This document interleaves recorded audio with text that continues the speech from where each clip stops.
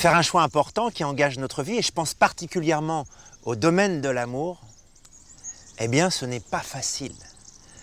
Parce qu'on ne veut pas se tromper, et si on est croyant, on veut faire la volonté de Dieu, et on a envie qu'il nous donne une réponse claire, qu'il nous dise « c'est par là qu'il faut aller ».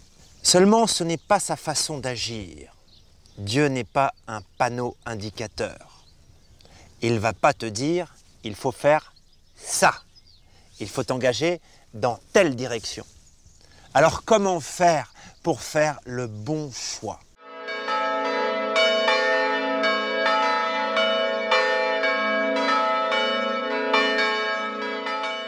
Lorsqu'on doit prendre une décision, les conséquences peuvent être catastrophiques si le choix est mauvais. D'autant plus si c'est un choix dans un domaine qui est important. Et on n'a pas envie de se rater, et c'est normal. Le problème, c'est qu'on est confronté à notre nature humaine qui est limitée et qui est blessée. Déjà, on est confronté à nos biais cognitifs, c'est-à-dire la façon dont notre cerveau fonctionne. Sélection, déformation, généralisation. C'est-à-dire que lorsqu'on a une décision à prendre, eh bien, il y a des choses qu'on ne voit pas, on a des œillères. On est bien avec ça. Qu'est-ce qu'on fait avec ça? D'autant plus que se rajoute à ça notre passé, nos blessures, nos erreurs, nos expériences, surtout dans le domaine amoureux, notre amour, notre capacité à aimer, à faire des choix dans ce domaine a été abîmée par toutes les expériences que nous avons eues. Et donc on est dans le brouillard. Notre capacité à discerner a été diminuée. Et donc on n'y voit pas clair, on est pris dans des incertitudes, dans des hésitations. Alors on fait des listes, avantages, inconvénients. Plus on rallonge la liste des avantages, plus on rallonge la liste des inconvénients, parce qu'on peut trouver autant d'arguments dans un sens que dans l'autre. On pèse le pour, le contre, on demande conseil, on cherche des confirmations, on cherche à se rassurer. Et plus on réfléchit, plus ça s'embrouille dans notre tête. Un matin, on se réveille avec une solution. Le soir, on se couche avec l'inverse de cette même solution. Alors j'aimerais vous rassurer. Dieu connaît nos besoins. Dieu connaît notre histoire. Il connaît notre passé. Il connaît nos blessures. Il connaît notre façon de fonctionner, nos biais, et il fait avec. Alors le chemin, il est simple. Il se passe en 2 étapes. La première étape, c'est le temps de la réflexion. Et le temps de la réflexion, il faut le faire dans le jeûne et la prière. Plus le choix est important, plus il faut prendre ça au sérieux. Moi, je vous encourage à faire une neuvaine, c'est-à-dire 9 jours, durant lesquels on va rentrer à l'intérieur de son cœur, dans le silence de son cœur, par la prière et par le jeûne. Les 2 associés sont très importants pour dissiper d'une certaine façon le brouillard, non pas extérieur, mais intérieur. Car Dieu n'agit jamais de l'extérieur. Il ne veut pas nous contraindre. Il agit de l'intérieur.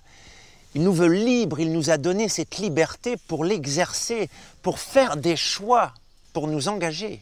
Il n'agit pas sur nos choix, mais il agit par nos choix. Il n'agit pas sur notre cœur, mais il agit par notre cœur, à travers les désirs et les élans de notre cœur, que justement, durant cette période, par cette période de réflexion, de jeûne et de prière, on va purifier. Et donc Dieu ne va pas donner une réponse à tes problèmes et à tes questions.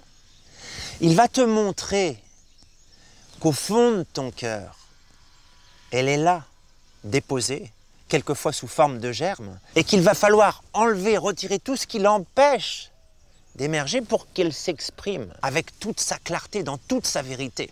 Et puis à un moment donné, il faut passer à la 2e étape.